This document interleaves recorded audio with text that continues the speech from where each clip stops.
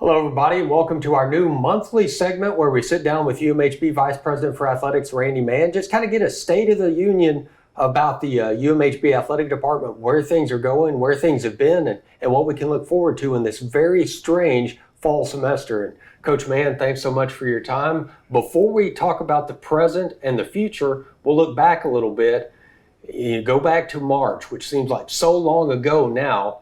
You've got women's basketball in the round of 16 of the NCAA championship tournament. You've got new coaches in baseball and men's and women's tennis that have their spring seasons off to a good start. Softball is rolling right along, and then everything just ends. What was that like for you when everything had to shut down because of the pandemic?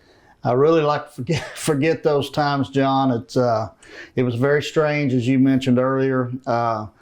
We had a great season going. We had a spring was looking so promising for so many. And then just to stop in the middle of it, I've never seen or been a part of anything like that. And so to go back and think about the way it was and how good they were playing and then just to take it and just sweep the rug out from under them, it was really strange and hard on the kids. It was even hard on the coaches. And I don't know if we've fully recovered from that yet. I know that we probably have a lot of kids still dealing with not being able to play and being sent home from the university for such a long time. So we're trying to get back in the feel of things now, which is better. It's good to have kids on campus, but at that time it was very strange, very different, very difficult really to deal with. And you talked about the coaches. Everyone thinks about the fact student athletes went home. The coaching staff was gone for almost 2 full months in that shelter in place, so there was nobody on campus. Interaction is such a big part of what we do in athletics. Interaction with the student athletes, interaction with the staff, interaction with the training staff. What was that like, and how did you maintain contact with the coaches? How did you maintain contact with student athletes and make sure that everybody was doing okay and continuing to move along? Because we knew at some point we were coming back, we just weren't exactly sure when. I tried to stay in touch. I tried to make phone calls weekly and make sure coaches were doing fine. We had some Zoom calls so that people could see each other. So we got introduced to Zoom. That was all new for all of us, but now it's kind of like old habit now, and everybody knows how to Zoom. But big thing is just call, check on people, make sure they're doing okay. But our department especially, we're pretty close and we rely on each other, and having that daily interaction with one another is important.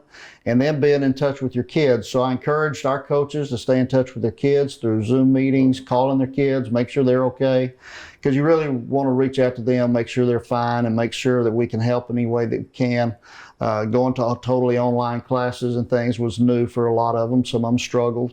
But the biggest thing was just reaching out and let them know we're here. If you had questions, you had needs, and we were here for them. But it was great when they were able to come back and we could see each other face to face again. Now, there was a ton of work going on. I don't want to make it sound like people weren't, just because we weren't in the office doesn't mean people weren't working.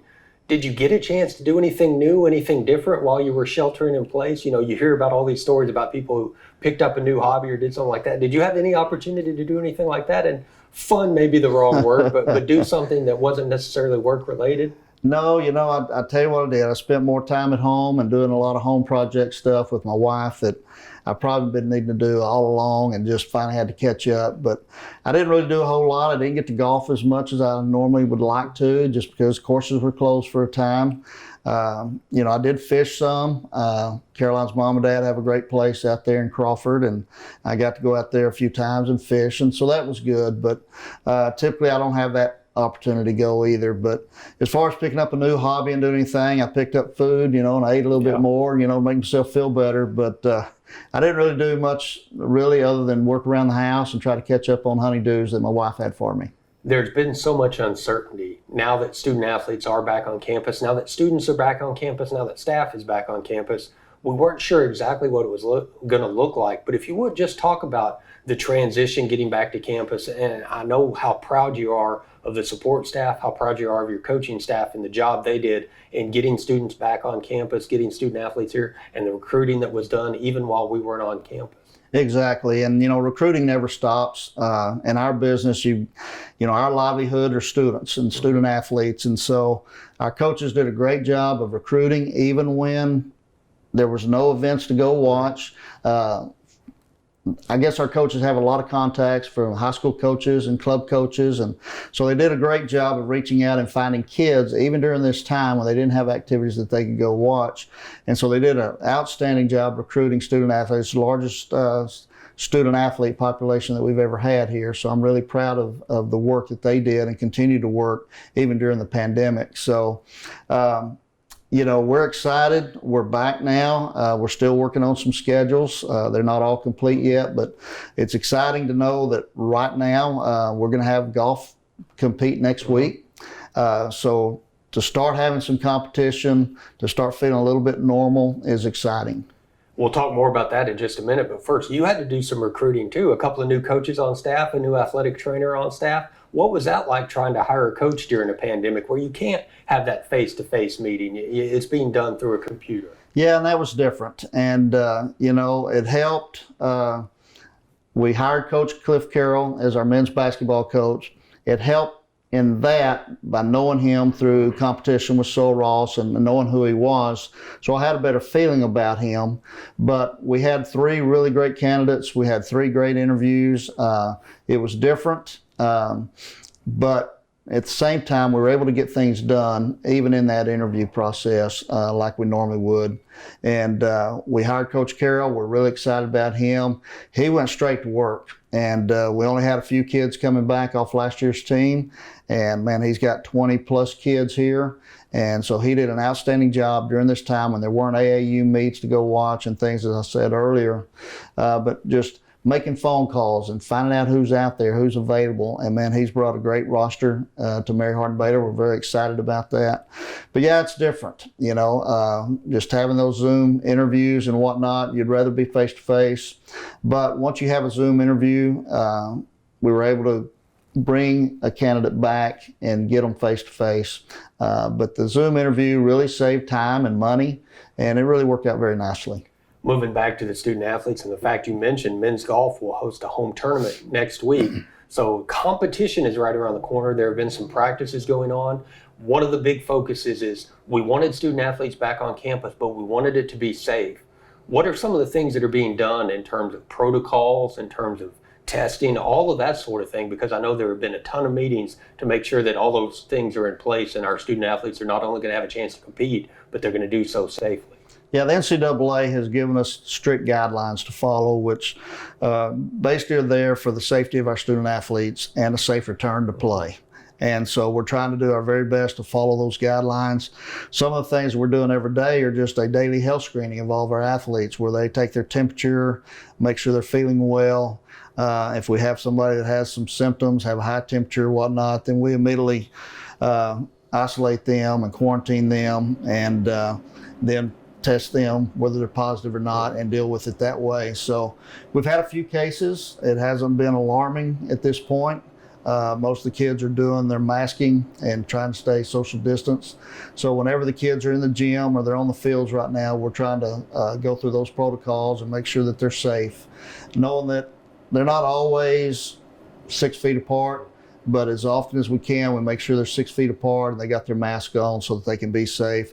And then we just look for their daily health screens and check that every day. And to make you feel better, I've got my wristband on, so I passed my health screening today. So you should be comfortable sitting here talking with me. I feel very good, John. Now, I know there was immediate disappointment when the fall championships were canceled. We had to delay those sports to the spring.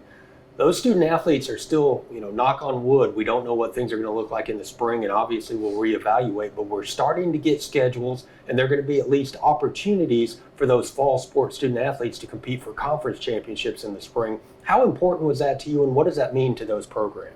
Well, if we weren't playing, if we would just said we're just not going to play at all, we felt like here at the university we're probably going to lose some athletes. The incentive of coming to Mary Hardin Baylor, for most of them, they want to come and compete. They want to play baseball or softball or football or whatever it may be. So it was very important that we were able to provide competition and promise them that, hey, we're going to go forward. We're going to play in the spring. We're not playing in the fall in some sports, but we're going to do everything in our power to bring this back. And during the fall, in the meantime, you can work out, you can do your strength and conditioning. There's practice opportunities for you with the full understanding that come spring, come January, we're going to be full bore and play.